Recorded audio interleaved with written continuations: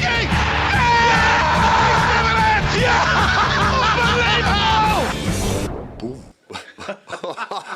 Hello and welcome to the Liverpool Way podcast, which we're recording straight after our defence of the League Cup came to a disappointing end at Man City. We scored a couple of goals, should have had at least a couple more, but we could easily have conceded twice as many as the three we did let in. I'm Dave Usher, editor at liverpoolway.co.uk, and I'm joined tonight by Julian Richards and Ian Brown. Okay then boys, I'll let you start it off because I'm still not sure how I feel about that tonight. I don't want to overreact, so I want to listen to your thoughts on it. Brownie, do you want to kick us off? Yeah, my first thought, to be honest with you, is I'm just made up proper football's back. The game was mental, wasn't it? It was absolutely mad. Like, I've sat and watched all the World Cup, so it's been a month of football, which is always good, you know, when you've got like 4 games a day and you're sitting there binge watching it. But you forget the difference in quality between what we've watched for the month and then that. I mean, within a minute, Haaland should have scored. Then Nunes was at the other end running through. And the way the teams played, it was just completely different to anything I've watched for weeks. You've seen like games where it's just all cagey and you've got fullbacks who aren't really wanting to go over the halfway line and shit house managers. And then suddenly you're just reminded of these two managers and the way they set their teams up. And they're just going at each other hell for leather. So my first thought watching the game was I'm fucking made up it's back. Now there's going to be a load of other stuff to talk about why maybe we won't be made up that it's back. But just in general, I was just delighted to watch proper football again. In terms of the game, I think I'm probably not as down on it as you might be. I saw encouraging signs. Mainly to do with the legs, because if you think about the first half of the season, the biggest theme coming from that was we were just running out of gas too early, weren't we? Whereas the longer that game went on, I just felt like we got more control and we looked like we were going to force an equaliser. I thought we were going to be honest, as it went on, and we were pushing. Yeah, I did. I fancied us too. And we created the chances too, we just didn't take them. That was the big thing. Obviously Darwin, we're going to speak about him, no doubt, because when you get that many gilt-edged chances, and your job in the team is to put the ball in the back of the net. You know, you come with a reputation of somebody who doesn't need loads of chances to score goals. He's got to take at least one of them, at least hit the target. The worst thing about it is he's just screwing them all wide. All three, identical. Yeah, exactly the same way. Yeah, and that's one of the big things to come out of it. Also, defensively, we'll get on to talk about that, no doubt, as well, because we just give away shit goals, don't we, all the time, and it doesn't look like that's changed. But you have to temper all of that with the fact that you're playing the hardest game that you can possibly play in the season. Man City away is just the hardest game. And after the first 10 or 15 minutes, I thought, we're going to get humped here. I thought we were going to get humped, but we actually did come back into the game and we hurt them a lot. If you just look at how many chances we created, yeah, they've created loads as well, but it was one of those games, wasn't it?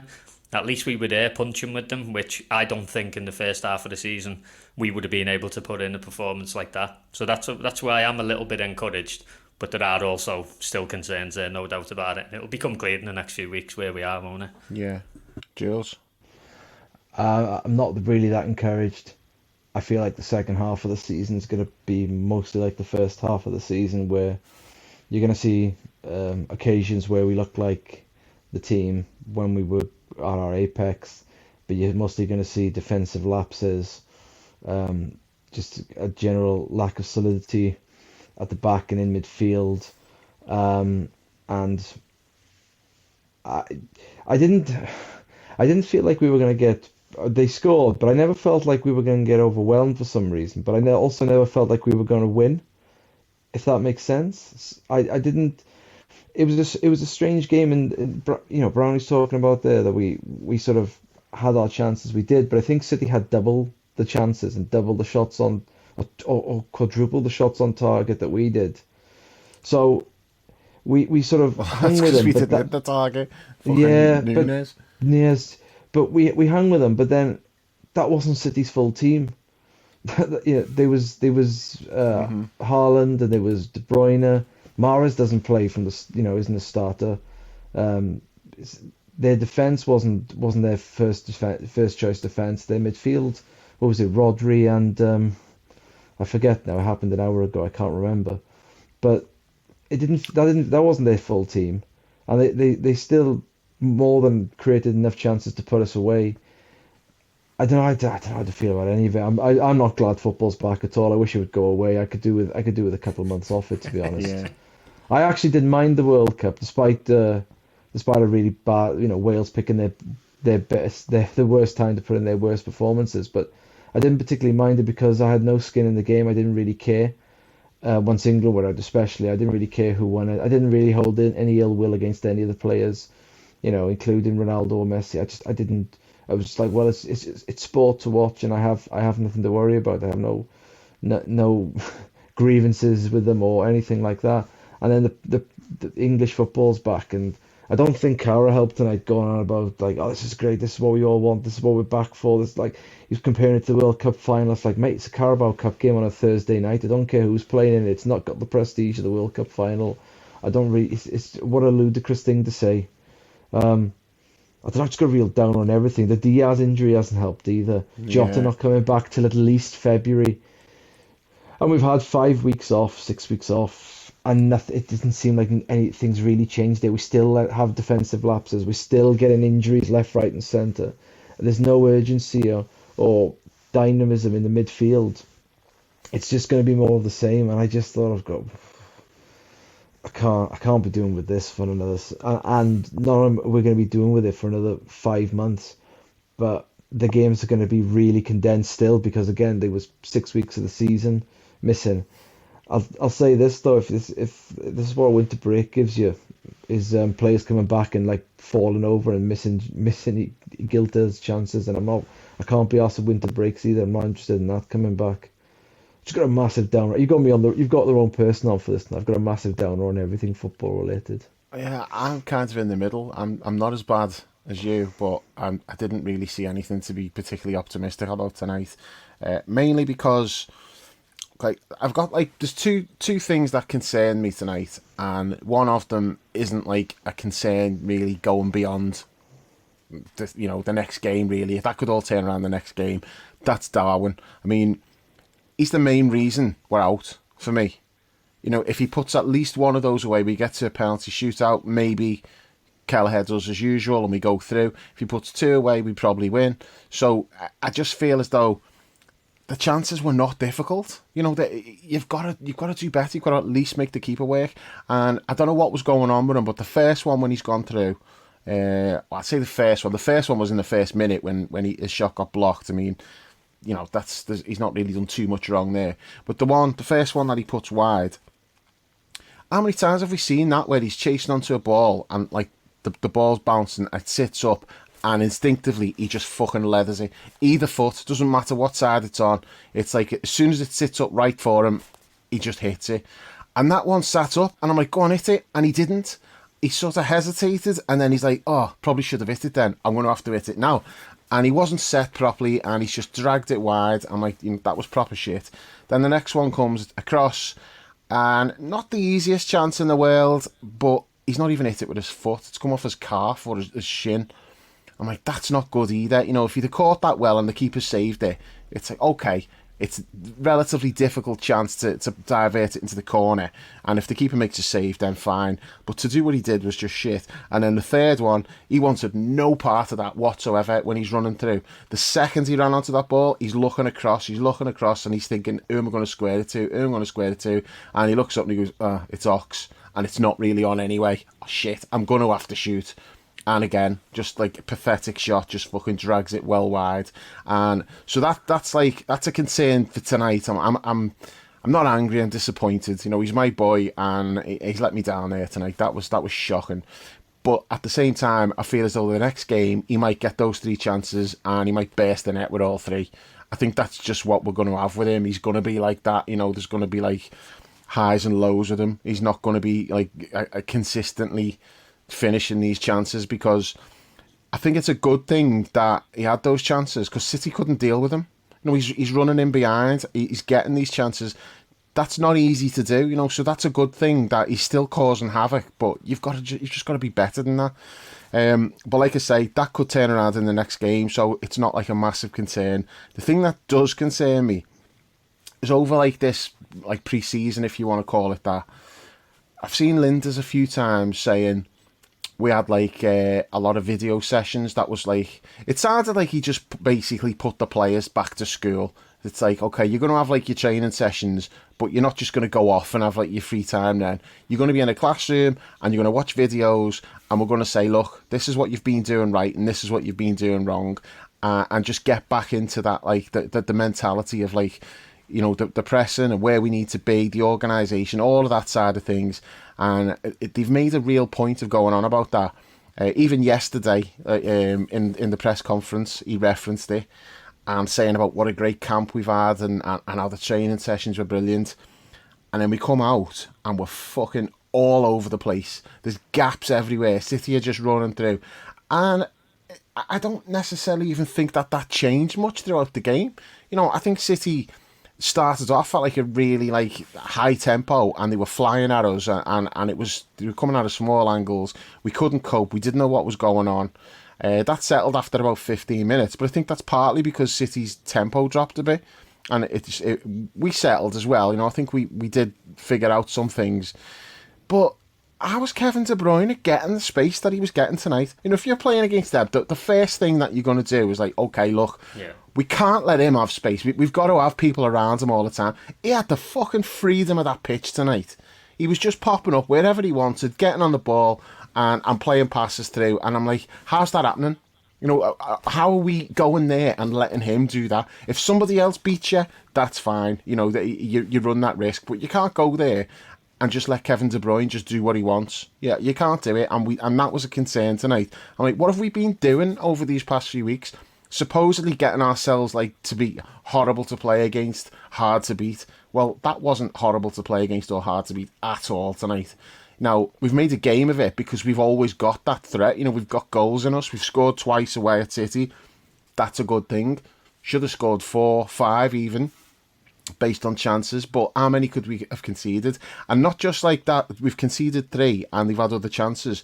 Do you know the thing that was like really alarming to me? Some of the chances that they had, it was like 2 or 3 players queuing up for it. Like even the goal, even like the winning goal, if Ake doesn't get that, there's another player behind him, and I think there may even have been a third player behind him as well. And there was one when it was either De Bruyne or Haaland cut it back to Gundogan, I think it was. And if Gundogan wasn't there, they had 2 more players running onto it, and none of our lads were there. I'm like, how is this happening? Like sometimes, like one man might get free, and you're like, okay, you know that could happen. But they were just queuing up for some of these chances, and I just don't know what was going on. Like the organisation of it, we were just wide open. And I'm not putting it on the back 4 either. I don't think it's like a specific back 4 problem. It's just a generic, the whole team defensively being wide open. I mean, Joel Matip was our best player by a fucking mile tonight.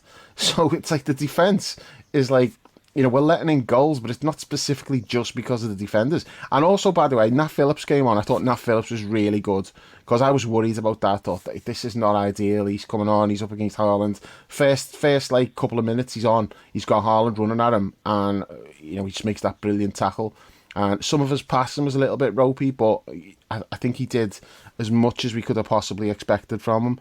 So the defence, as like in terms of the back 4, not specifically the problem. It's more the team's defending, and that worried me tonight because I just wondered what the fuck have we been doing for weeks if we come out and there's just gaps everywhere. Like that's the one thing that shouldn't be happening. And also as well, you know, we've spoken about this before in like certain like big away games. I think the main one when we spoke about it was Napoli, you know, when we got battered there. And it's like, why are we going to these places? And in the first couple of minutes, I think Arsenal away was another one, and we're going there and we're passing it round at the back and just inviting pressure and giving them like encouragement to push up on us. And we started doing that again tonight. I'm like, look, I know that's how you want to play, and that's fine, but at least wait till 15 minutes are on the clock or something. And in the meantime, you've got a big lad up there. Just at least knock it up for Darwin, and then let's just try and play off that and not give them, you know, that encouragement to be like nicking the ball off us like 30 yards from goal. So that done me head in as well. But that's not the players' fault. That's like just the tactical approach. I don't know why we can't just be a little bit more pragmatic in those situations. But having said all that, was there anything good? the fact that we carry a threat and we can score goals, yeah. I don't necessarily buy into what you're saying, Brownie, about us finishing stronger, because I didn't think we did. I didn't think like we looked like we were going to equalise. I didn't think we looked particularly strong in the second half. I'm struggling to take too many positives out of it. But going back to what Jules said about like not looking forward to the second half of the season, I was well up for it. You know, when like training started again, I was like, yeah, this is what we needed, a complete reset, get the injured players back, and maybe like we can get a couple of signings in January, and that'll carry us through, and you know we can get some momentum going. And then Diaz gets injured and it's like he's out for 3 months, and I was like, no, fuck it, no, just fucking end the season now. I've got no motivation for this now, because I was pinning it on like, well, we've got him coming back and then Jota won't be too far behind, and it's like, no, he's out till March and Jota's not back till February. I'm like, okay, so we're back to the way it was before, And where we've just Firmino's got, now injured. yeah, well, what I was gonna say, we've got like the same 3 strikers who we've now got to keep fit, even though they're playing twice a week for like the next fucking 5 months, and and straight away, you know, we're actually one down, because we're actually worse off than we were when it started. You know, when the break started, because now we've lost Firmino as well, and yeah, you've got like Keita back, but that means nothing to me.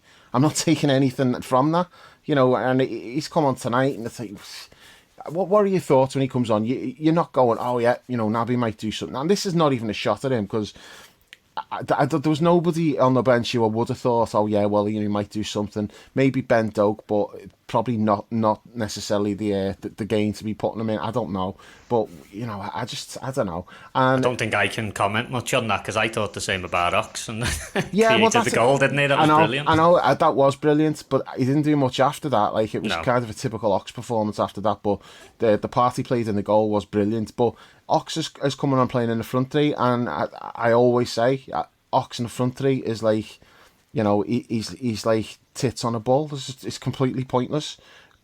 Even in midfield, he's not really done much the last couple of seasons, but I do see him as a midfielder, and he can on his day do something. Playing in the front three, I just never feel like he's going to give us much. So that's not really his fault. It's just a total lack of options that we've got at the moment. You know, Carvalho scored. I didn't think he did anything else other than the goal. Thought Yeah, it was poor. he's not been good when he started games, to be fair. I mean, he's clearly a player there. He's really talented. What his position is, you know, God only knows where he's going to end up. But yeah, he's took the goal well, but I wasn't massively shocked he got subbed. I mean, I would have probably not done it at half time, like, but we're just short on numbers, aren't we, up front? I mean, we've got like Darwin and Mo now. That's it. We the problem is you can have a 5 week training camp, but some of the problems are personnel problems, and we haven't changed any personnel. And I have no confidence that we're going to buy anybody in January either. I don't. The whole situation with the behind the scenes of the club, something's going on, and I don't know what it is, but it's not. It doesn't lead to us looking like a calm ship, and I don't see how anyone's going to be spending the requisite amount on a midfielder, whoever that might be, in January to push the team forward. I just don't see it. You know, to give a little bit of wider context, this isn't isolated to Liverpool. This is happening over in Boston as well, with the Red Sox. That team hasn't been good for. They won the World Series in 2018, and since then they fluctuated between awful and making the playoffs, but not really doing anything when they hit in the playoffs. And all they've managed to do in that time is, of the 3 players that were in that World Series team that they had developed through the farm system, that you thought these are going to be like the core pillars of the Red Sox for the next decade, 2 of them aren't there anymore because the Red Sox, say FSG, whoever you want to say, they didn't want to pay them the money. And baseball is not, you can tie someone down to a 10-year deal in baseball, and it'll still be okay because there are ways and mechanics of getting out of it if you need to. And they've just lost now. They traded away Mookie Betts to the Dodgers for very little because his contract was expiring. And they went into this season with Xander Bogaerts, who was I'm sure Xander was in the World Series team before that as well, the 2013 World Series. He's been around for a while. He's coming up to 30 now, but he's like the last couple of years he's been excellent. safe glove, good, good to average bat, a core player. And he was entering this season with an expiring contract. And I think last summer, not the summer just gone, they offered him, I think it was 90 to $100 million contract. He just signed this summer with the San Diego Padres for north of $250 million, and the Red Sox were just unwilling to pay that. Unwilling, not paying that. He's gone, so he's left. And now they've got Rafael Devers now coming up to an expiring, and the thought process is he will expire, his contract expire, and he will test the waters in free agency. And when he dips his toe into those free agency waters, he's going to find they're as nice and warm as Bogarts did, and he will go. And you're talking about this team should have this. They've got enough money to be doing whatever they want, but they will not pay. They don't want to be paying. They are spooked by giving away some bad contracts about 5 or 6 years ago, maybe even 10 years ago now. The Sandoval contract, and they're spooked by that. We don't want to give bad. We can't give a 10-year contract because Bogart's got like a 8-10 year contract. I can't remember, it's a ridiculously long contract, but it doesn't matter because ultimately you're getting this guy for 10 years. You're going to get value from him, whether you trade him or whether you cancel the contract out. It's a bit more difficult on the NFL, but you can do it if you want to do it. You can get out of it. You'll be on the hook for it. But you're the Red Sox. You make a ton of money. It doesn't matter. But they're reluctant to spend money. And so I think I look at Liverpool and how Liverpool have been handled at the moment, and I sort of go, all right, well, football's football, and you've got to wait for, players. Everyone seems to think it's Bellingham. You've got to wait for a player. Okay, fine, that's going to happen at some point. And then I look at Boston, I look at the Red Sox, and I go, oh, I don't know, actually, this is happening to two of their teams, including the one that they're supposed to, be really interested and engaged with. Like, they're not making big splashy free agency signings. Their pitching staff is creaky. Their bullpen always needs a bit of work, and they're losing these homegrown players as well because they won't sign them to the high contracts. What are we doing here? I've got no confidence that. And then you look at Liverpool and you go, Michael Edwards is leaving. Oh, all right, fine, Michael Edwards is leaving. That's a bit of a blow, but here comes the anointed successor. And within a year, he's going, and Gordon's stepping back, and the head of analysis or whatever is gone, is leaving. The club's supposedly up for sale or investment.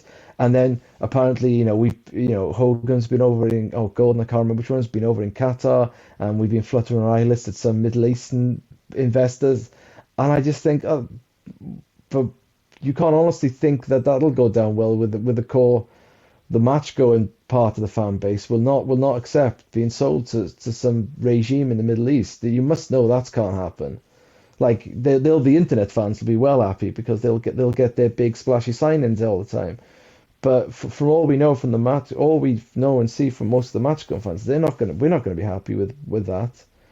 So everything just seems in flux. We can have like 5-6 weeks in Dubai, 3 weeks, in Dubai, warm weather training. Look, everyone's back. Hey, look, we're great. We're watching lots of film. We're getting things. Ultimately, we still haven't changed the personnel. We still have the medical problems, and the club is in a state of flux where I just. If you're thinking of selling, why would you lavish £100 million on the team? You can say, it's to make it a more attractive investment for when it's sold, but realistically, you want as much money out of the investment that you've made. You're not going to be spending lots of money on the team. So I hope they prove me wrong. I hope no one loves a big splashy signing more than me. No matter what, back when it was £10 million or £5 million, I love all that. But I have no confidence in them doing it. They're not pricing Bellingham out of Dortmund. I don't even think they'll price him out of there in the summer, but maybe they will. But they're not getting him out of there in January. That's not going to happen. And then there's that linked with that Argentinian at Benfica. And again, I sort of go, well, that was Ward's sort of whole thing. Like, is it the work permit thing that we did? Why have we waited for Benfica to sign, and then we're going to pay an infinitely higher value He a wouldn't year have later? qualified for a work permit a year ago, but okay, well that's that. But there's always mechanics again, isn't it? There's always ways around this, and yeah, I don't know. It just seems like behind the scenes, on the surface, if you think of Klopp as the front of the club, he's the duck on top of the water. It looks still fairly serene, Klopp goes, no problem, Naby, someone's injured, no problem. He's got a little knock, be 2 weeks, it's actually 6 months, it'll be fine. But underneath, the actual mechanics of the club, behind the scenes of the hierarchy, it's like the legs going like fuck as it paddles through. The duck's going along the rake. You're going, oh, look how smooth that is. But underneath, the legs are going like, oh, fucking, trying to fucking go. It's just, I've no confidence in anything at all. It's totally knocked my confidence. And that comes from how we haven't invested when needed to over the last couple of years. And the team is now, the squad, it's a real first world problem, right? Like in playing a big Premier League team hasn't got enough players. Oh no. I'm sure the fans of Rochdale or Charlton are devastated by this. But we play that top game, so unfortunately we have to frame it with that.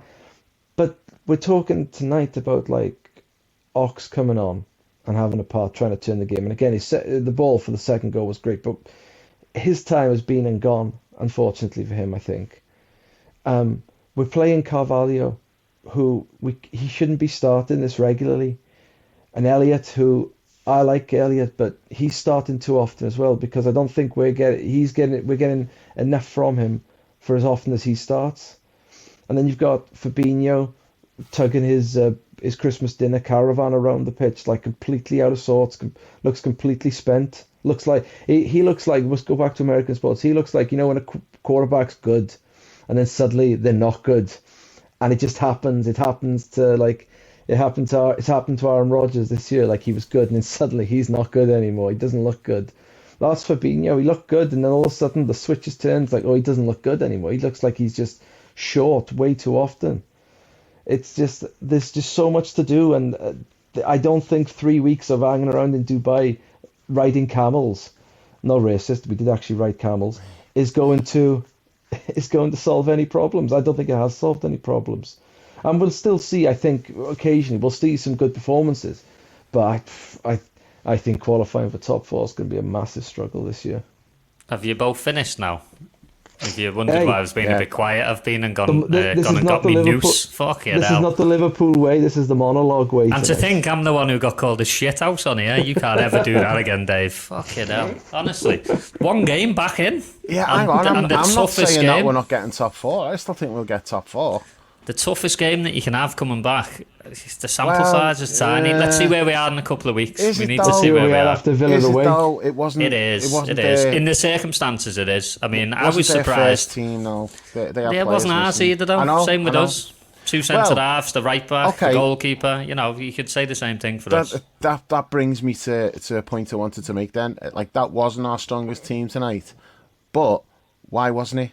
Like, why is Fabinho not starting? Even if you're going to say, okay, well, Fabinho, you have a half, and Hendo, you have a half. Why are we putting Bajcetic into that game?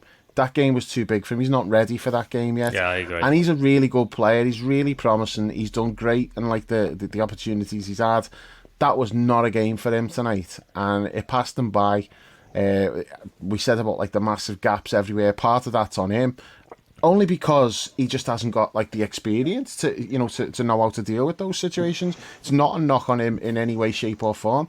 I just looked at the team tonight. I thought we'd get beat before the game, just looking at our team. I was like, that's not what I was expecting. Where the fuck was Trent? He wasn't even on the bench. He was ill. Sick. Right? Yeah, that is going now. That's why Chris isn't on the pod as well. Chris is ill. Chris stepped off a plane. He's back home. Stepped off a plane from Florida, and it was -5.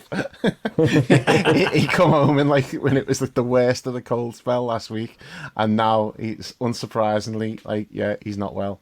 So yeah, get well soon, Chris. But yeah, he must. Did you got what Cara had at the start of the broadcast tonight? Did you see that? No.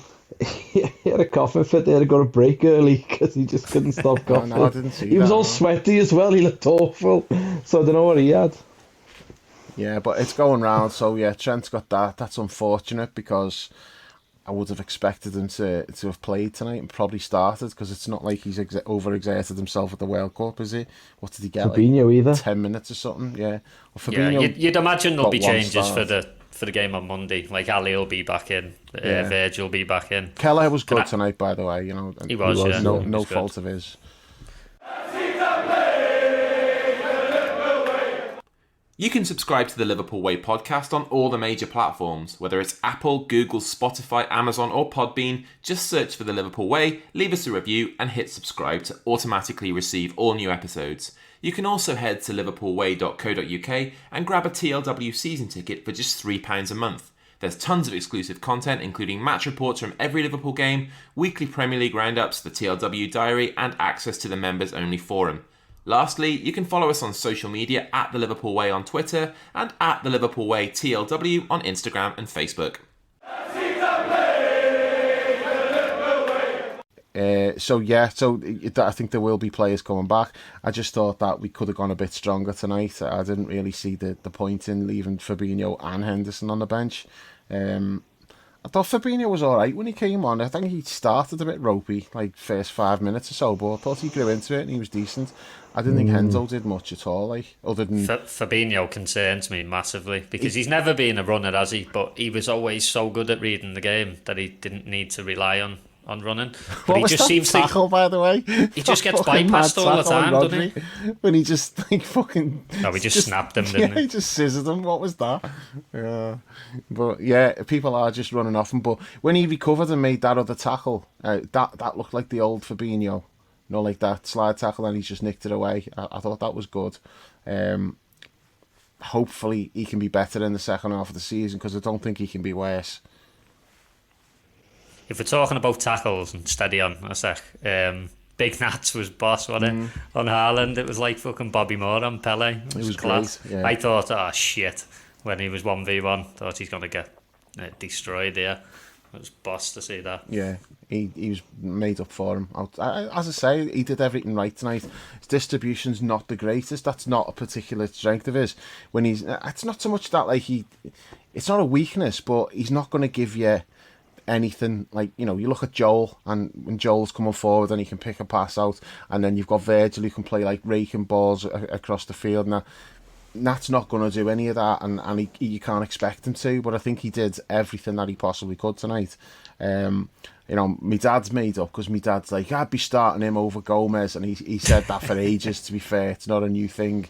He has said that for ages. I mean, there was a point when he was saying, like, he should be Virgil's partner. He's, like, settled down from that one now. He's not saying, like, Nat should be playing every game, but he's always saying... up, Kelleher was starting tonight. Yeah, he was. When he seen the team, he was like, and he wasn't even joking either. He looked at it and he went, he said, the attack looks all right. I'm a bit worried about that defence, but at least we've got our number one keeper playing. I was like, oh my God. Yeah, so that, you know, keeper played well. No, not a problem there. Joe Gomez, no. Gomez was poor. Yeah, on the really first goal, I mean, he's waiting for that. You've got to just attack that and head it away, and he's waiting for it, and Haaland's just got in front of him, attacked it. I'm like, no, that's not good. You know, you've got to attack that ball and get it away. You can't be waiting when he's around, because that's his bread and butter. I mean, he probably has about fucking 4 touches a game. And he like doesn't three do of them, anything, does he? Three of them are in the net. He does nothing. I know, he does absolutely fuck all, except, De Bruyne's got the ball, I'm going to get on the end of this cross now and score. And he does.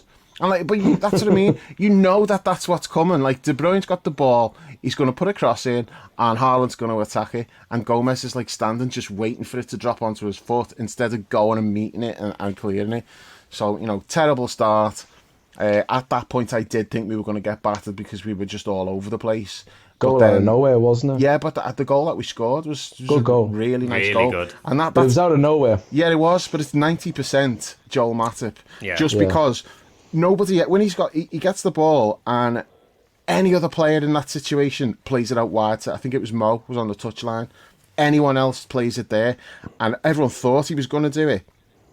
And he just waited the split second until Milner was in space, and then he rolls it inside to Milner, and then good cutback, good finish, but really well worked goal. But that doesn't happen if any other centre back is playing in that position. You know, that's like Matip's the only person who picks out that pass, and he did a couple of other things as well when he was going forward, and he's picked out a good pass and that. Was it him who played the one when Darwin went through and just fluffed? He had a few, didn't he? And he does, doesn't he? That's just part of his game. Like, what do you I do with the centre that... halves going forward? Sorry, Jules. It's tough because I would say the other two for me are the first choice, Canate and it's got to be Canate, isn't it? Yeah. But then you do lose what you're talking about there, Dave, because Matip's the only one who can do it. But Matip played earlier in the season. It looked a bit ropey, so I think we were all happy when Canate came in. So we shouldn't forget that. I think I'd be just rotating them two like we did last season, because it does them both good.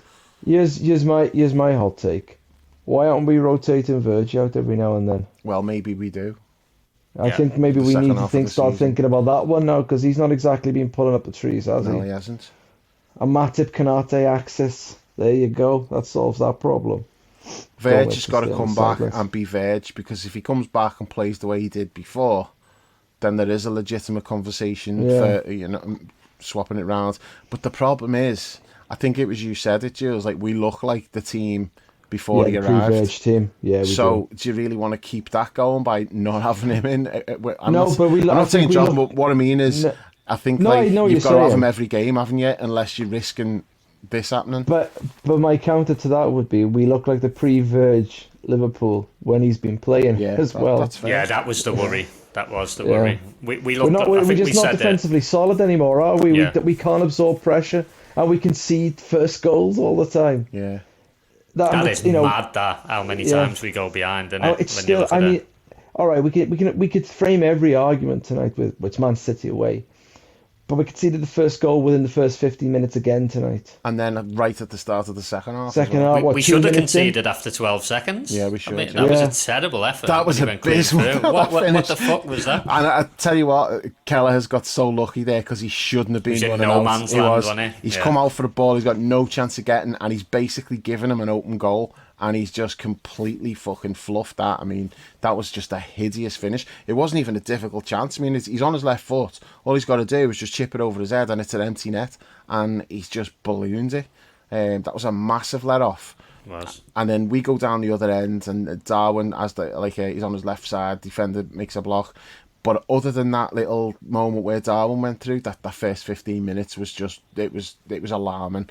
I just thought, oh my God. Looked like we were still on the camels in Yeah, Dubai. it was, oh, fucking hell. But then we did settle, and I thought like the rest of the... Certainly gave me the imp. Oh, God. Where's that news again? He's after it again. No. But no, I thought like the rest of the first half was like relatively even. I thought we did okay, and then the second half disappointed me. Just we're back Well, after. we got caught cold, didn't we? Yeah, Like, again. and then but we immediately scored, and that was it's a really nice goal. Darwin's done really well there. To be fair to him, like he's done everything right. Easy finish for Mo, but. And then you think, okay, so we're back on level terms. We've got a bit of momentum here. Like, it's a setback for City. And we just never really... I don't think we really capitalised on it enough. I don't think we did enough. Yeah, the chances that Darwin was getting were kind of like... Not so much counter-attacks, but it's just like one ball behind and he's running onto it. It wasn't like sustained pressure. We never really had any sustained pressure. We didn't build anything up. To be fair, it's difficult because it's City. At City away, that is Yeah, difficult. Yeah, it is. That's how you create your chances, though, don't Yeah. you? When you play them away, because they're so high up, It you is. just time you're running behind. And But that's that why was the disappointing thing. That's why you've got to take those chances. Yeah, his movement was brilliant. Mm-hmm. Like you said earlier, he gets loads of chances, doesn't he? And I think he always is going to get loads of chances. The concern is, how often is he going to put them away? It's just going to be erratic, isn't it? You know, I just. Do you know what he feel was tonight? Here's another hot take. Do you know what he was tonight? It was like somebody put Heskey and Cisse together tonight. Yeah, I mentioned Pesky on the group chat, didn't I? It's I like must admit, I Jeff was thinking, should I Goldblum's say flying this? machine. Yeah. Yeah. Jeff Goldblum's flying machine mashed together Heskey and Cisse tonight. combination of speed and a total lack of composure. It was that last one, though, was the concerning one, because as you said earlier, Dave, as he's running through, he's looking to his He left didn't want any constantly. part He of had it. no confidence, did he? And that's why know. I thought Heskey, on that like infamous one where he ran through and you just knew he wasn't going to score. I had no confidence whatsoever in him running through. Neither did Why I. are you bailing out like that? That's not normally what he's like, though. Do you reckon it was just confidence because he Yeah, missed some already I in the do. game? I think that's exactly what it was. Yeah. Because he'd squared it for Mo to score, and he'd done really well, and we'd scored. He's probably thinking again, okay, if I can do that again, I will. So he's looking up, and what worried me was not that he looked up, because he should look up. He kept looking up. It was about 5 times. Yeah, and yeah. he's like, oh, come on, someone's got to be in it, for fuck's sake. Yeah. He did not want to be running through and going on his own, and that's when you knew he wasn't going to do anything, because you could just tell there was no conviction there at all. It was like a lack of confidence, and it's not good. But the only thing I'll say is, I remember, was it Spartak Moscow, or it was one of the It was a Russian team, might have been Zenit. And Suarez St. missed like, Petersburg. Yeah, and Suarez missed like 4 fucking absolute sitters, and we lost. And I think we won the home game, but we went out because we'd got beaten the away game, and the sitters that Suarez missed in that game. So it can happen, and hopefully like he's got that out of his system, and he'll be a little bit more clinical in future. But I can't say like that I'm massively confident about that. He's going to score goals. He's going to score loads of goals. I have He no is. doubt But he's about going to it. have chances because he's going to play. He's going to miss Because loads. everyone as well. else is injured. He is. Yeah, everyone's going to play. He's He's going to never play going to now, look. isn't he? He's never going to look great, is he? We're never going to turn around and be like, he's the man. But I play don't him, think he ever is going to be. not because of injuries. I'd play him regardless. When we've got players fit, I'd still be playing him because he gets so many chances. Well, we've invested 70 million in him as well. Well, yeah, there's that as well, but it's not like when he plays, he's not bringing anything to the team. He's bringing a lot to the team. So, I mean, he's had like a really good assist tonight as well. So it's not like he's a passenger or anything, but he's just got to sharpen up the finishing because his pace is unbelievable as well, though, isn't it? Like there's when he several burnt times away in there, the game. yeah. There's quite a few times in every game where he blows you away a little bit because you don't expect him to be that quick, do you? And he just runs away from people. Players of his build bit. are not usually that quick, are they? No. But yeah, hopefully he won't sleep well tonight. That'll play on his mind, and he'll go into training and get it out of his system then. But I don't want him to just be like shrugging it off. You need to think about that. I was watching that. There's a YouTube thing with Carragher like getting interviewed, and I don't want anyone to be as excessive as like Carragher with this, but. Where like he was just completely fixating on it, and like when we didn't win, it was like eating away at him for days.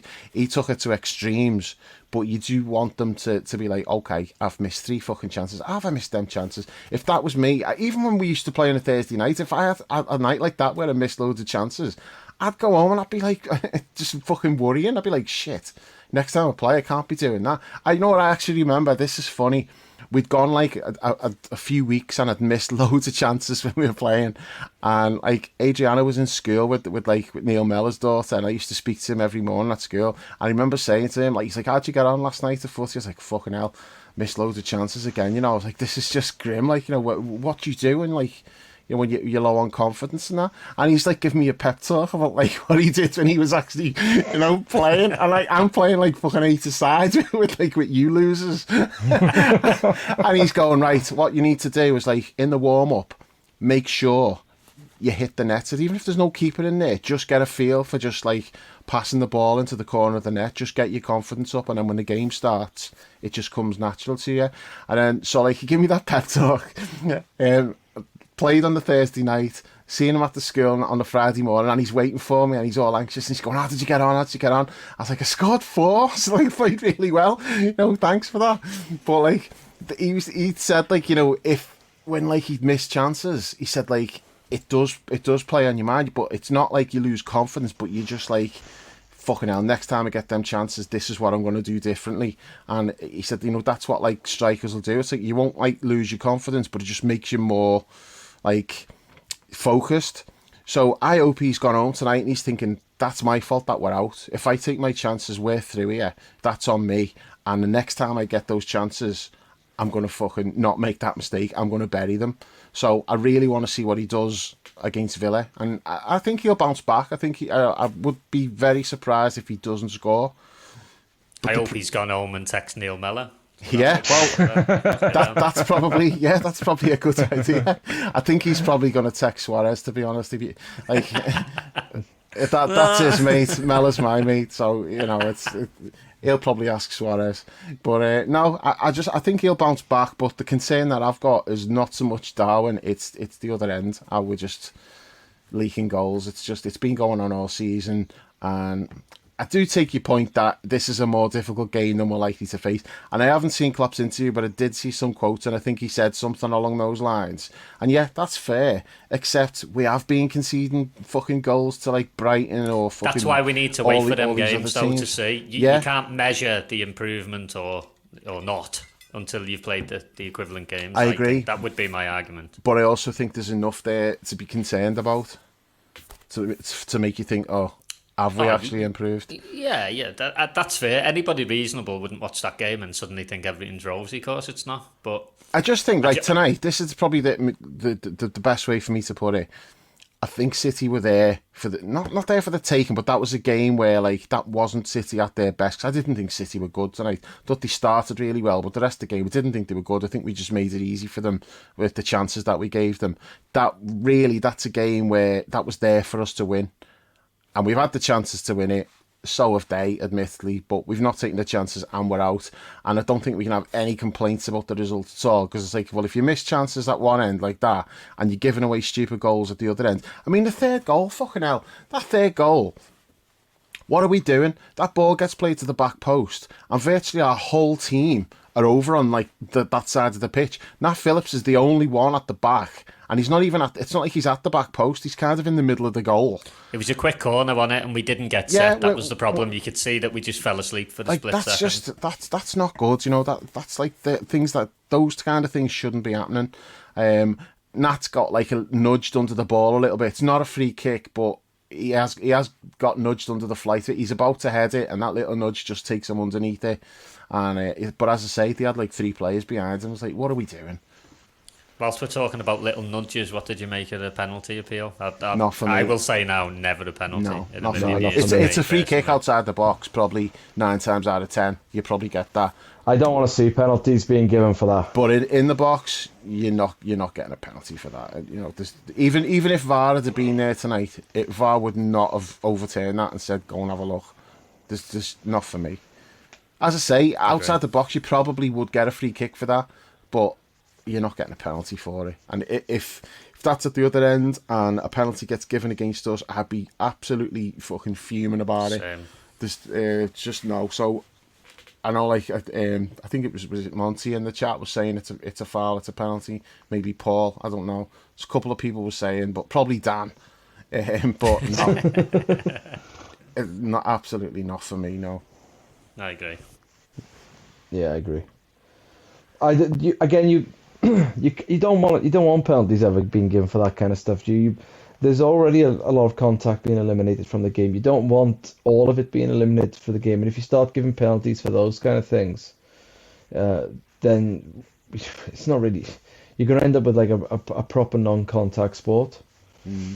Perfectly fine challenge. I did again, but you know, I'm different to most people in that I haven't got the animus to be asked with what referees do. I thought the referee was okay.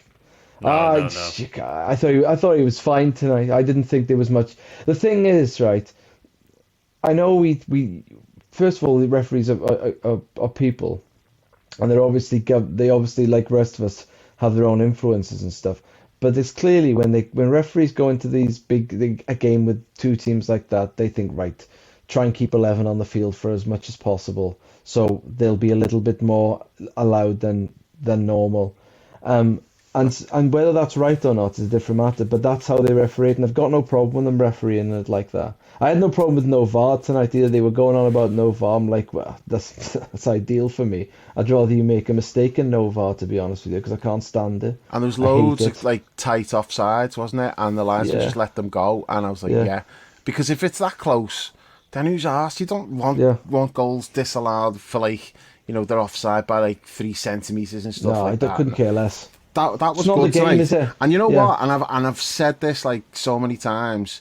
Most of the time, they get it right. The linesman are like, and lineswoman as well, because she's probably the best of the lot. That what's her name? Sean Massey. Yeah, they get it right so often, and I sit like in line usually in the main stands, and I'm always giving the linesman shit, and then I go home and watching the telly and go, oh, actually, yeah. Well, it's like right.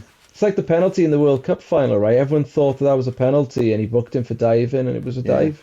It takes a lot of footballers are always out to deceive the referee. That's like it shouldn't be, but that's like the main thing, is trying to cheat the referee. That's half the things they do. And so it's at full speed. You got all these players, trying to cheat you, and you've got to make these decisions. It's a tough gig.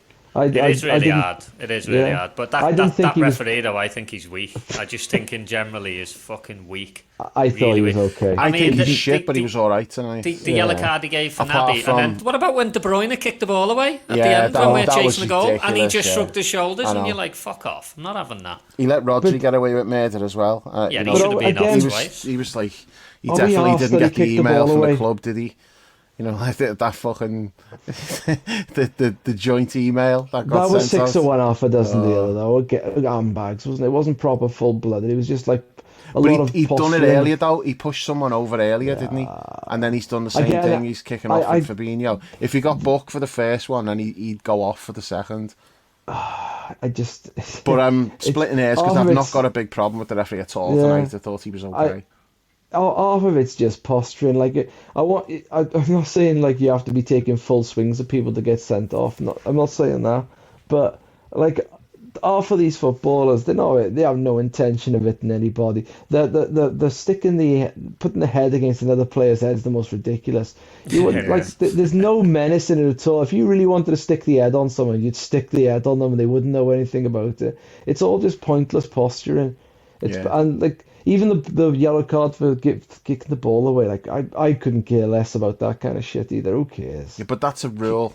You're I supposed know it's to a do rule. that. It's a I know. It's like the handball rule. You got to stick to what the rule is, even though the rule is absurd. So I do take your point on that. And it's like a minute to go. Yeah, 2 we're a minutes or goal something. down, and he kicks Yeah. the ball away. I'm sorry, but was just blatant. you've got to. I'm gonna you've got to I'm book gonna him for be that. contrary again there. I don't care because I do not want those extra times they were given in the World Cup. The one thing I really like about football is I know what time the game's finishing and I'm going home. I don't like that now VAR and then a billion extra minutes of injury time, extra time. I quite like that, to be honest. I Oh thought no, that was all it's right. gonna be like fucking US sports. The games lasting hours on end. It's like I want to go home. It's like no, I don't want to. You should be on my fucking side for this, Brownie. You've got to drive Man miles as well shouts to at get home. Cloud. That's what you sound like, yeah. I'm on your side of it, but I do think there's exceptions to it. Like, for example, when we played Newcastle at Anfield, there should have been about 15 minutes added on. Just because, just to stop the time wasting. Do you know what that is though? That comes back to Brownie's talking about weak refereeing. That is weak refereeing. Yeah, because it is. they can see it, and it's like the time wasting goalkeepers. Book the they keeper know. in the first half, and he won't do And it again. There was talk. I can't remember where I saw it. There was talk about a month ago where when the ball goes out on one side for a goal kick, the goalkeeper's got to take it from that side. And I'm thinking. That's how it used to be. I know, yeah. That used to be the rule. Why did they change that? They anyway? changed it to save to like Save make time. it quicker, and all they do is they just take it Make to the it opposite longer. side. It's just like I mean, if nothing sums up the over tampering with football's rules sometimes. Like that used to be the rule. Why is it not the rule? Make it the rule. And if they take forever, Make it the rule, but if they want to take a quick one from the other side, that's okay.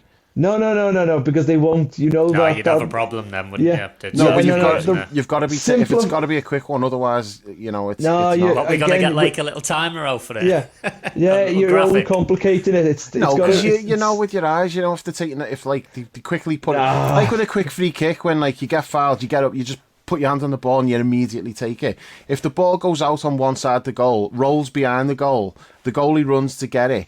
He shouldn't then have to run all the way back to the side it's gone out. Let him just put it down and take it. I think you're forgetting what like footballers are like, though. You know what I mean? They'd run over, put the hand down and go, oh no, I've changed my mind Well, because then that pass yeah. wasn't quite there. I'll go to the other side. You know what they're like? They just start fucking abusing then you anything book like them. that. Then you book them. Yeah. If they want to start taking the piss. You should work for IFAB or whoever makes the rules. Like you're overcomplicating it. No, it goes on that side. Take it on that side. And by the way, they shouldn't have to do anything because at the moment there's a multi-ball With the ball rule in, boys, which yeah. No, that's fair. Yeah, with the Yeah. ball boys, they shouldn't have to go running after But the of ball. course, But then you get like. footballers holding the ball and throwing it back and doing it. But you also get little sly ass ball boys who are told to just be awkward and Yeah, not there give was them one the of them ball at back and Forest that. away. Yeah, there was one of them. He got told by the referee. The referee had to go over and say, "Pack it in." Yeah. That's how bad it There was was. one tonight. I think Robbo went to take a throw in, and the lad just was holding on to the ball. He was like, "Give me the ball," and he was like, "No." So he had to walk over and get Ultimately, it. footballers, rule makers have a problem because all footballers are cheats. Yeah, that's true. They are, without a doubt. That's the problem. I suppose we better preview Villa a bit and then I can get off and watch The Traitors. I fucking missed The Traitors to watch that tonight. Season finale. Now we know why you're in a bad mood, I know. really. It's got nothing to do with anything else. I know. I want to get this over with so I can go and watch it before I see any spoilers like on who's won. So yeah, Villa, what are we expecting from that one? I'm just looking at changes, like we said earlier. So Ali will be back in. You'd think Trent, Virgil will be back in. Fabinho you think would start? So strong midfield, Fabinho, Thiago, Hendo, or maybe Harvey. Not sure. The front three's the worry, isn't it? What's the word on Bobby? How long are we talking? He's not playing that game. Yeah, Klopp, he didn't specify, but he said something like, I can't remember the word he used. I think he said he's out for this period or something. Yeah. Which suggested, okay, like... The worry is the left side, isn't it? The worry is the left side, because Carvalho was poor for me tonight. I know he scored a good goal, but he just didn't really have any impact on the game. He doesn't look comfortable out there, does he? Is Ox in it, and I agree with you on the front three thing. We have to react to Diaz's injury in January, and I take on board everything Jules said earlier that the ownership situation's a massive concern in it, because you don't have any trust or faith that they're going to go out and spend not qualifying money. For the Champions League is a massive concern, so you kind of feel like... Would that impact the sale? I don't know. Just a point on what it impacts the finances. Yeah, just going back to what Jules said, though, I know it's nothing to do with the Villa game, but the concern about what's happening off the pitch is that there doesn't seem to be any certainty either way, does there? Like, if you're up for sale and that's what you're looking to do, then everyone knows what's happening. They're not even committing to that, though, are they? They say, no, we might sell, or we might sell a little stake, and that's no good for anyone. Publicly, they're not even saying that, are they? Publicly, they've only said they're looking for investment. They've never actually said we're selling. Yeah, obviously we're going off the people who... There's reports saying that, they've never admitted it. And as far as Klopp's concerned, Klopp hasn't been told that, or he's not admitting to it. Klopp's only ever said, yeah, they're looking for investment. So, if they are looking to sell the whole thing, well, they've not told Klopp. Or he's keeping it quiet. But it's not his style to come out and lie, is it? Well, when billions of pounds are at stake, you kind of have to, don't you? Yeah, I was going to say, it's a high-stakes game, isn't it? When you're looking at selling for that much money, you're not really going to be putting all your cards out there. But Klopp hasn't got... like Klopp. I know it's nothing to do with him, but he's indirectly involved, isn't he, in that sense? So maybe this is an occasion where he's just keeping quiet about it, or not quite being as... But if they were wanting out completely, he doesn't owe them nothing to be lying on their behalf, does he? No, well, he might still want the job. He doesn't want to upset the apple cart. There's so many variables, and that's the problem. We don't know. There's lots of variables. What percentage would you put on like a sign-in of note, not a youth sign-in, a sign-in that would go straight into the team and improve the team? What percentage would you put on that happening in January? No higher than 50. No, I'd go higher than that. I think we will get someone. I think we'll get at least one, but I don't know. I don't necessarily think that's enough, because now, I mean, if Diaz and Jota were available, I'd be fine with us just getting like one midfield player. But I'm looking at it now going, no, we need a forward. Unless you're actually going to put Ben Doak in and say, all right, you're going to have like, you're now classed as like a first team option and you'll be starting. I don't mean having him on the bench and giving him like 5 minutes if we're like 3-0 up or something. Like, you could make a legitimate argument now for him starting against Villa based on like the options that we've got. You could say, you know what, I'd rather him have a go and let's see what he can do. Feels like Jota's missed the entire season. I know, and he missed like half of last season as well. Yeah, not durable at all, is he? No, he's not. Has he played it? He has played this season, hasn't he? Yeah, he was good as well. Yeah, he played a bit. Yeah. He looked sharp. I can't remember. He played a couple of games and he looked sharp. Like sharper than he'd looked when he came back from injury. Was he injured at the start of the season? Was that the thing? Yeah, he missed the start of the season. He came back, he started to look sharp, and then he got injured against City, didn't he? And like deep into stoppage time. Right at the end. Basically like the last kick of the game, more or less, and he got injured then. But yeah, he was looking quite good. But you have to wonder now, is he someone who we can rely on? Because the injuries he's had, it's like with Diaz, it's like he injured his knee, he's come back, and then he's re-injured that, and it's the same thing. It had obviously not healed properly. So that's unlucky, but when you're getting different long-term injuries, and Jota's had like 3 now in like the last couple of years, he's had like 3 lengthy layoffs, hasn't he? So that is a concern. Can we rely on him, or is he going to come back and is he going to get injured again? Is this how it's going to be, or is he just having like an unlucky spell?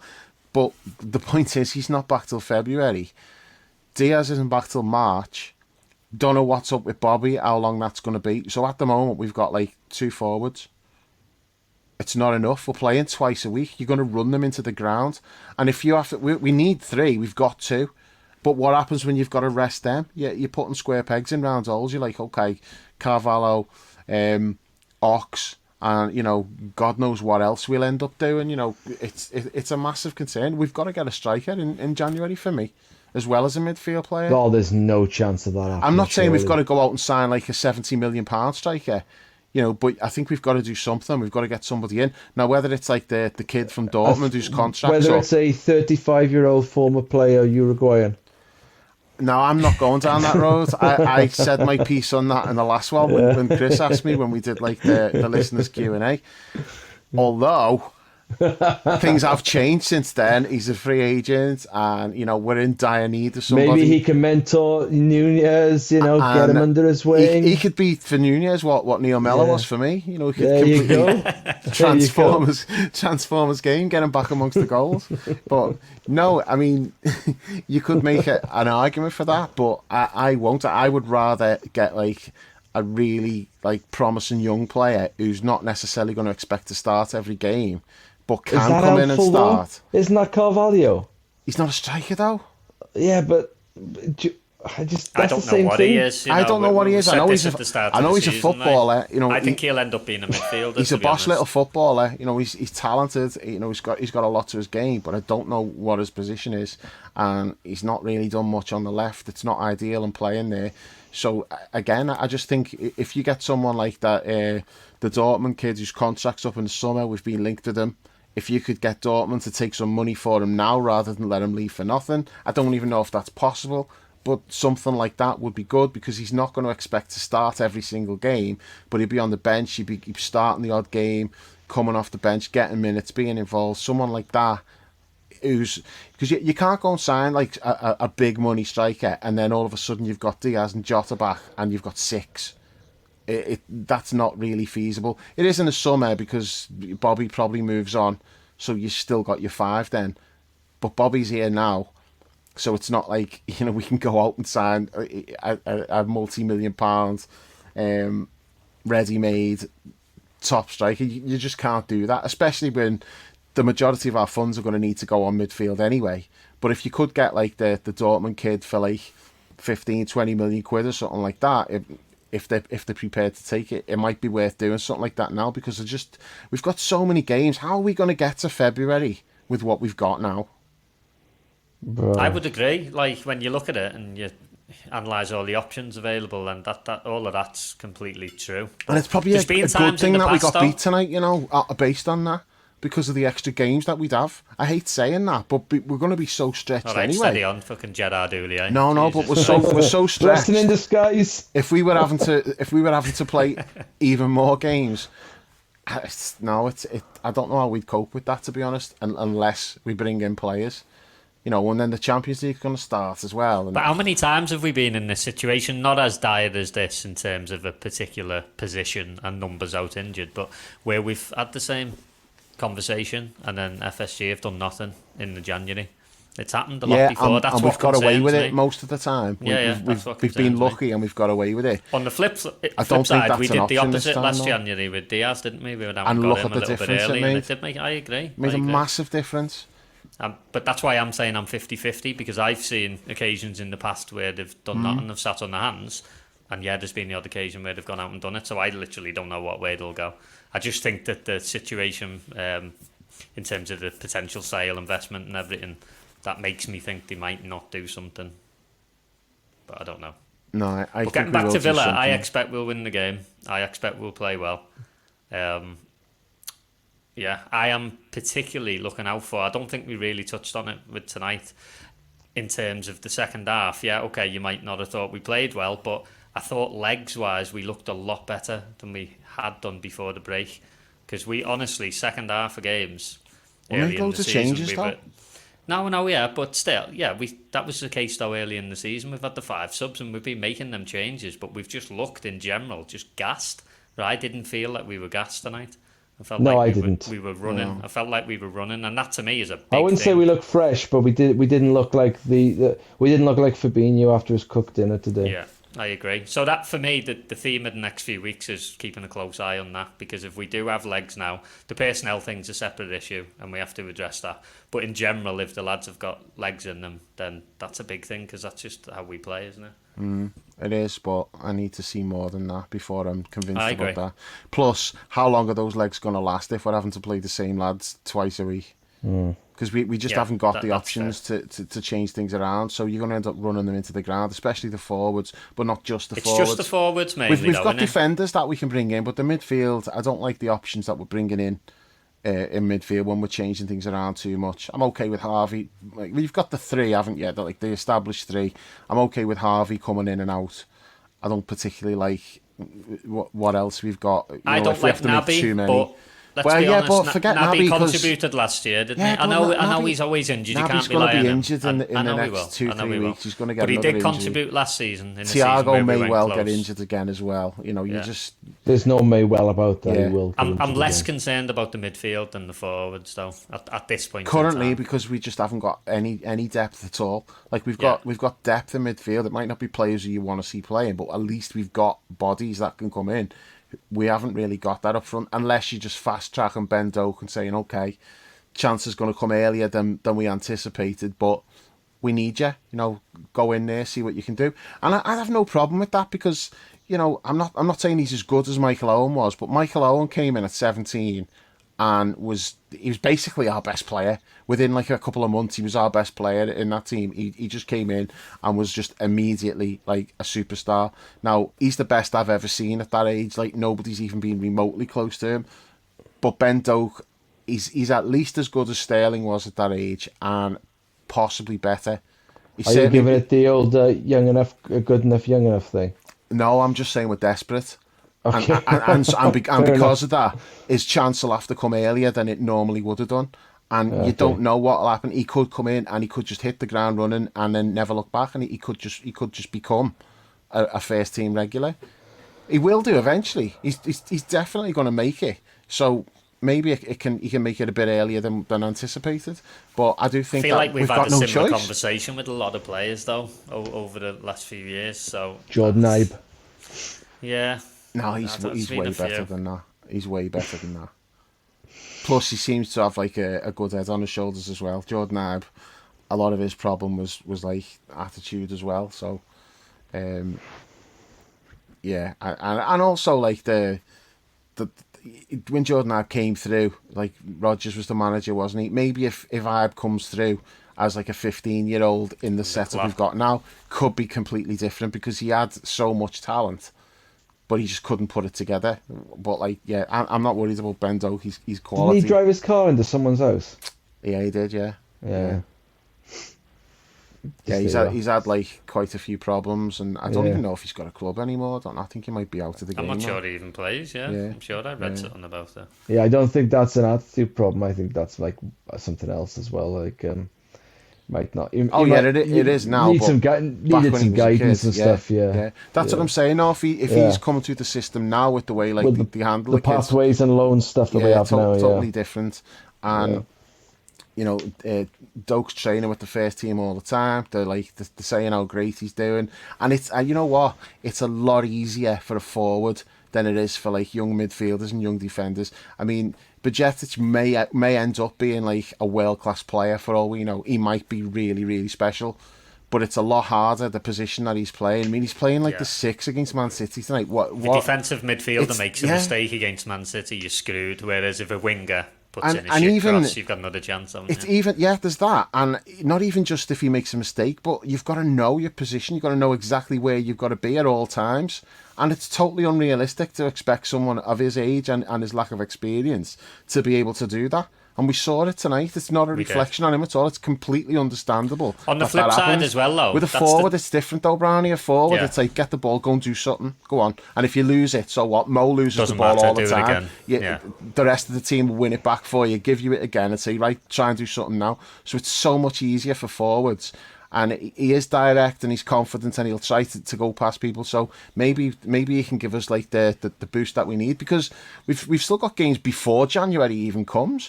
I mean, say we did sign someone in January, knowing us, we'll do it at like fucking 29th, 30th or something like that. We've still got to get through the whole month. So we're going to need him because there's just nobody else. Well, we got that FA Cup game against Wolves on the first weekend of January. So I imagine we'd rest some players on that one. Mm-hmm. That's 8 p.m, I think, on a Saturday night. Thanks for that, ITV. Yeah, great. I'm not even sure we're on ITV, though. I think we might be on ITV4 because of like some talent show or something. So we're not even on the main channel. I could be wrong on that. We'll find out. Mm-hmm. But yeah, they'll rest some for that. And then, is there another FA Cup round in January or is it early February? It's all over the place at the moment. I've lost track of the schedule in a big way. Honestly, it's all. I know from Monday we've got 3 games in 8 days. We play Monday, Friday, Monday. Yeah. So Brentford. These are the easiest game. In theory, is the Leicester game at home. The Villa away. This is Leicester, not like. I think they're all tough. Yeah, I think they're all tough. But Rodgers always shits himself when he comes to Anfield. He does. That's true. So this isn't like Steven Gerrard's Aston Villa. This is like Emery's Aston Villa, and they looked pretty good before the break. Mm. They'd actually beaten Manchester United. Isn't it Villa had like the worst. Manchester United's record against Aston Villa is like the best record in the Premier League. They beat them all the time. So they managed. Are they going to have the goalie back though, or is he still on the AL? No, he's still on the AL. Yeah. Did you see that tit on the bus, by the way? Did you see him with like the little, the doll with Mbappe's face on it? I just think he's a bell end. I'm like, you know what? All that stuff he does on penalties, just fuck off. Dad, you know what? That's Lloris's fault though. That. Not having that. Well, Lloris should just take the ball out of his own net. The dickhead. Lloris, just let him. You know he's going to do all that shit. You've got to be prepared for it, and you can't counter it. He is a prick, but there's a reason why he's doing that, and it works. He's winning penalty shootouts by being a prick and getting in people's heads. So that's one thing. But he's on the fucking bus and he's got a little doll and he's got Mbappe's face on it, basically saying Mbappe's a baby or whatever. Yeah, those two things are connected. Hang on a minute, mate.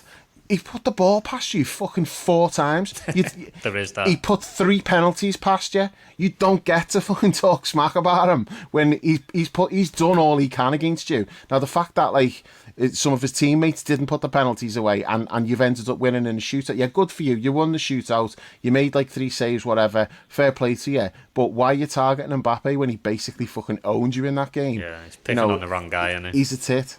I don't think it would have been as effective if he'd have had Tuchemi's face on the doll. Well, he shouldn't have had any doll. Just enjoy your fucking victory. Why have you got to be a knobhead? He was enjoying it with the doll. By being a knobhead.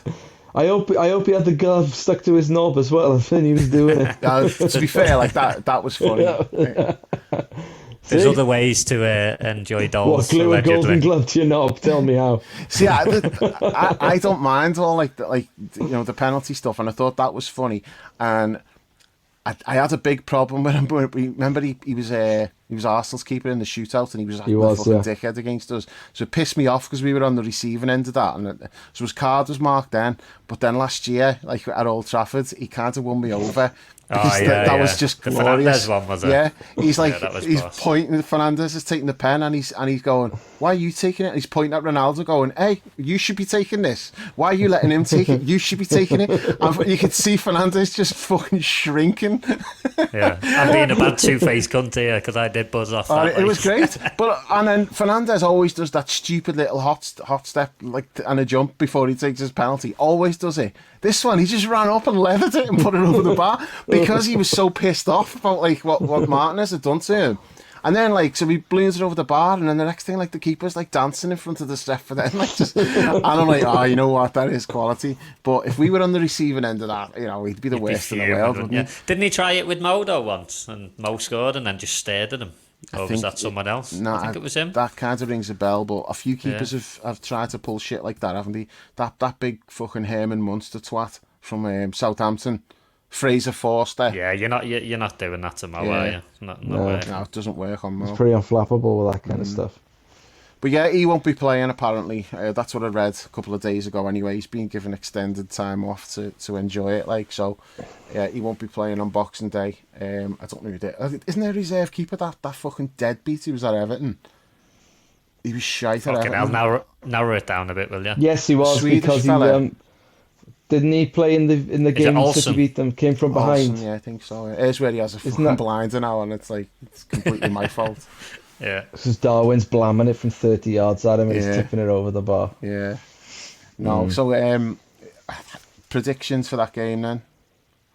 I think we'll win 3-1. I think we'll play well. Confident. Short and simple. I hate giving score predictions. I think I'm not giving a score prediction. I think we'll probably just about squeeze past them though.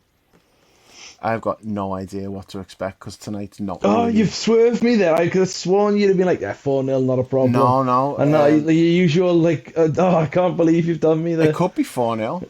Where's the bravado gone, we Dave? could lose. Come on. What the fuck's going on? I don't know. Tonight it hasn't taught me anything one way or another. I don't feel good about it, but I also can see the reasons why I shouldn't be judging it based on this. But I didn't see anything to make me think, oh yeah, I'm changing It's gonna it. be good, so- Draw now. Dave's put me off there. He swerved me completely. Right, so Draw. I reckon 4-0. Draw. 4-0. No, I have got no idea what's going to happen. The only thing I'm hoping for, Darwin has a bounce back game and he's too much for Villa to handle. And we win maybe like 3-1, 4-1, something like that, with Darwin scoring a couple. 2 for Darwin, 2 for Mo, 4-1. That's what I go for. 0-0. That's more likely. Although the nil part, a I'm real not too struggle, sure. and it'll ruin me. Do you know? On the one hand, I really like the Boxing Day games, but on the other, it's a real like gamble because you can have your Christmas ruined by the team playing shite. Like fucking, all I want is to enjoy my Christmas leftovers, watch you beat somebody, and then go off and watch some Christmas telly, and you've ruined it because I think you'll be watching some Christmas special or whatever. You'll be like, oh, this is alright. Put Match of the Day on later because we didn't win. Fuck, I'm not watching Match of the Day. I'll do something else. Yeah. Worst thing is as well, the games are all on Prime, aren't they? Fucking hate Yeah, it when they it's on are. Prime because it's not even live. You're about a minute behind. Yeah, they are. Does They're on me head Prime. in. Yes, as Dave found out with Chris through the World Cup, streaming is not live like TV. It's slightly behind. I know, because Chris was streaming all of the games, and I kept spoiling Dave, it. go! Especially the England game, when France was going, and I was like, get in! And Chris was like, yeah, thanks for that. I'm like, it's If a goal only it kick. was France wasn't is the taking a first goal time he kick at the told him. moment. I know, I kept forgetting. But it's because, like, if the game's not televised and, like, people are watching it on streams, then I know, but it was on telly, but Chris was streaming, like, the TV channels, like, because he's in America, and I just kept forgetting, and I kept, like, fucking spoiling games for him. It was happening all the time. That's a big problem with Prime now, honestly. It really winds me up. How can they not sort that out? If Put you're a looking channel on Twitter and you've got, like, all, like, the journals James Pearce will posted, come up. Yeah. Go! Like, shit. There's no way of sorting it out, I Just don't put a think. fucking channel on Sky. Not bad. It's not, well, yeah, it's not, you can get it with BT Sport, like, they offer it with BT Sport, so I don't know if it's online only, if they offer it on BT TV, but then that's streaming. It's to do with, Chris explained to Dave multiple times, it's to do with the conversion from a TV signal into whatever you need to do to broadcast it on the internet, so that's what causes the delay. But also, it's a lottery of who you're going to get presenting and commentating for Prime. Hopefully, we'll get Ali. Yeah, he's in the coast. I think he's done all of our Prime games, hasn't he?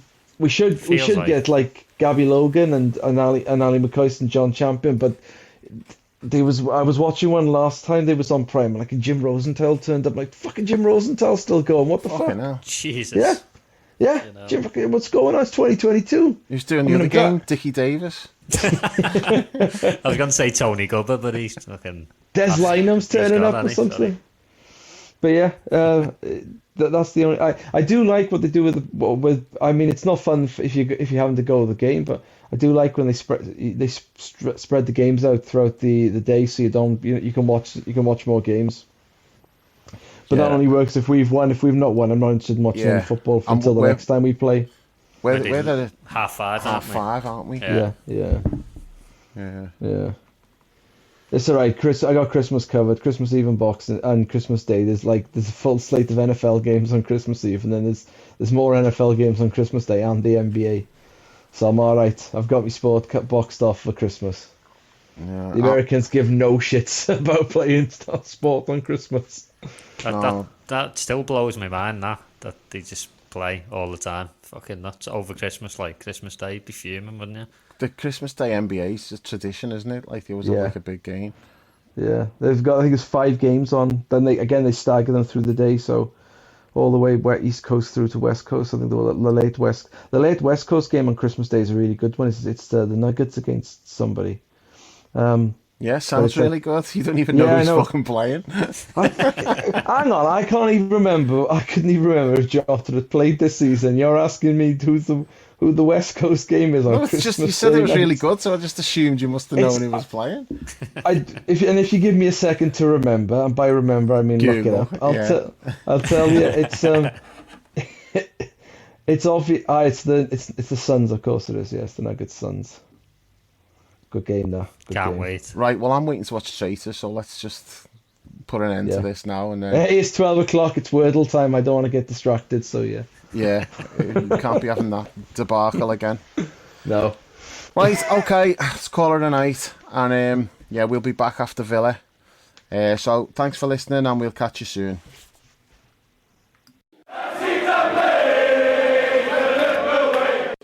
The best word I can say, but will describe this, was boom. Woo, what was this? It was really good.